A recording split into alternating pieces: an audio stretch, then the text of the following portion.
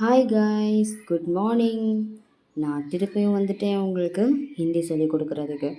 So last கிளாஸில் நம்ம என்ன லெட்டர்ஸ்லாம் பார்த்தோம்? அ பார்த்தோம், ஆ பார்த்தோம், இ ஈ இவ்வளவும் பார்த்தோம். கரெக்டாக?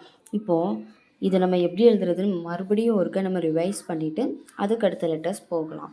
ப்ளஸ் வந்து அதுக்கு அடுத்த லெட்டர்ஸ்க்கு முன்னாடி இன்றைக்கி கொஞ்சம் நம்ம நம்பர்ஸும் பார்க்க போகிறோம். ஓகேவா? என்னென்ன நம்பர்ஸில் நமக்கு இப்போ 1 2 3 4 5 6 7 8 9 10 இப்படி நமக்கு 100 தெரியும், 1000 தெரியும், 200 தெரியும், லேக்ஸில் தெரியும், எல்லாமே தெரியும். குழந்தைங்களுக்கு தெரியாது, ஆனால் பெரியவங்க எல்லாருக்குமே தெரியும். ஸோ குழந்தைங்களும் எல்கேஜி யூகேஜி அந்த மாதிரி இருக்கிறவங்க கூட இப்போ 100 200 வரைக்கும் ஸ்டார்ட் பண்ணிட்டாங்க. ஆனால் எல்லாருக்குமே எதில் தெரியும்? தமிழில் தெரியும், ப்ளஸ் வந்து இங்கிலீஷில் தெரியும். ஆனால் ஹிந்தியில் தெரியுமா? தெரியாது. ஸோ நம்ம வந்து ஃபஸ்ட்டு இந்த லெட்டர்ஸ் கூடவே நம்ம நம்பர்ஸும் சேர்த்து படிச்சுக்கிறோம். கொஞ்சம் கொஞ்சமாக, மொத்தமாக படிக்க வேண்டாம், நம்ம கஷ்டமாக இருக்கும். ஸோ கொஞ்சம் கொஞ்சமாக படிச்சுக்கலாம். ஃபஸ்ட் நம்ம ஒருக்க ரிவைஸ் பண்ணிக்கலாம். ஓகேவா? எப்படி எழுதணும்? தமிழில் எப்படி எழுதுவீங்க? இப்படி எழுதுவீங்களா? ஸோ ஹிந்தியில் நம்பர்ஸ் வச்சு தான் எழுதப்போகிறோம். 3 போடுறோம், ஸ்லீப்பிங் லைன் 1 1 மேலே ஒரு ஸ்லீப்பிங் லைன். இது கரெக்டாக? இது கரெக்டுன்னு நினச்சிங்க அப்படின்னா கமெண்ட் செக்ஷனில் கமெண்ட் பண்ணுங்கள். இது கரெக்டு இல்லை இது தப்பு அப்படி சொல்லிட்டு கமெண்ட் செக்ஷனில் கமெண்ட் பண்ணுங்கள். ஓகேவா?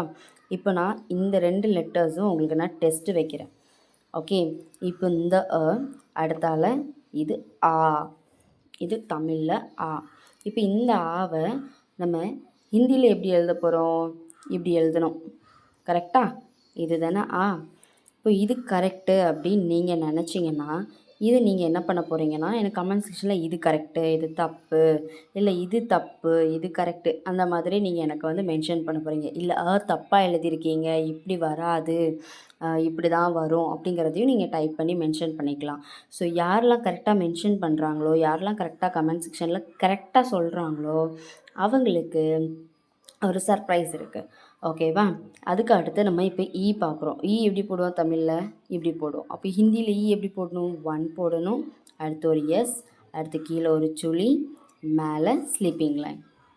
நீங்கள் நினைக்கலாம் இவங்க என்ன எல்லாத்தையும் குழப்பி சொல்கிறாங்க, ஏதாவது ஒரு இதில் சொல்லலாம்ல. இப்போ 1னா 1, அடுத்தால எஸ்ஸு, முதல்ல 1 சொல்கிறேன், அடுத்து எஸ் சொல்கிறேன், அப்புறம் சுழி சொல்கிறேன், மேலே ஸ்லீப்பிங் லைன் சொல்கிறேன். இது எல்லாமே மிக்ஸ் பண்ணி நான் உங்களுக்கு சொல்லித்தரேன். அப்படி தானே? ஸோ இது இல்லாமல் உங்களுக்கு ஈஸியாக எப்படி நீங்கள் சொல்லலாம், இது எப்படி நீங்கள் மென்ஷன் பண்ணி எழுதலாம், அதுவும் உங்களுக்கு தெரிஞ்சிச்சு அப்படின்னா எனக்கு கமெண்ட் செக்ஷனில் கமெண்ட் பண்ணுங்கள். இதனால் என்ன ஆகும்னா நீங்கள் எந்த அளவுக்கு புரிஞ்சு வச்சுருக்கீங்க, எந்த அளவுக்கு நீங்கள் எழுத கற்றுக்கிட்டீங்க அப்படிங்கிறது எனக்கு ஒரு ஐடியா கிடைக்கும். ஸோ இன்னும் நல்லா சொல்லிக் கொடுக்கணுன்னா இன்னும் ஈஸியான மெத்தட் எதில் சொல்லிக் கொடுக்கலான்னு சொல்லிவிட்டு நான் வந்து உங்களுக்கு யோசித்து சொல்லித்தருவேன். ஓகேவா? நெக்ஸ்ட் அடுத்த 1 போடுறீங்க, மேலே ஒரு 1, இங்கே ஒரு 1, நடுவில் டாட், நடுவில் டாட், இப்படி தானே போடுவோம் தமிழில். இப்போ ஹிந்தியில் இதே தான் அப்படியே போட போகிறோம். ஃபஸ்ட்டு 1, அடுத்து எஸ், சுழி, ஸ்லீப்பிங் லைன், மேலே ஒரு சுழி போட்டால் இவ்வளோ தான் ஹிந்தியில் இருக்கக்கூடிய ஓகேவா? இப்போ இதில் உங்களுக்கு ஏதாவது டவுட் இருக்கா? இது வரைக்கும் நான் நடத்தின கிளாஸை ரிவைஸ் பண்ணியிருக்கேன், அவ்வளோதான். வேறு எதுவுமே பண்ணலை, ரிவைஸ் பண்ணியிருக்கேன். இதில் உங்களுக்கு ஏதாவது டவுட் இருக்குதா? டவுட் இருந்துச்சுனாலும் எனக்கு கமெண்ட் செக்ஷனில் கமெண்ட் பண்ணுங்கள். இதுக்கு அடுத்தால நம்ம நம்பர்ஸ் போகலாம். நம்பர்ஸ் நமக்கு 1 தெரியும், 2 தெரியும், 3 தெரியும், 4 தெரியும், 5 தெரியும். இன்றைக்கி நம்ம ரொம்ப பார்க்க வேண்டாம், 1 மட்டும் பார்ப்போம். 1க்கு ஹிந்தியில் என்ன சொல்லுவாங்க அப்படின்னா ஏக். நான் 1க்கு ஹிந்தியில் என்ன சொல்லுவாங்க? ஏக். ஓகே. 2க்கு தோ.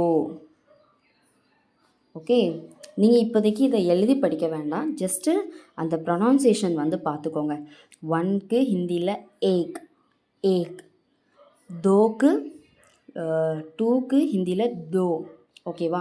ஏன்னா அந்த லெட்டர்ஸ் எல்லாமே நீங்கள் ஃபுல்லாக படிக்கும்போது உங்களுக்கு இது எழுதுறதுக்கும் புரிஞ்சுக்கிறதுக்கும் ஈஸியாக இருக்கும். இப்போதைக்கு நம்ம ஏக் தோ நம்பர்ஸ் வந்து எப்படி படிக்க போகிறோன்னா ஜஸ்ட்டு படிக்க போகிறோம், தெரிஞ்சுக்க போகிறோம், அவ்வளோதான்.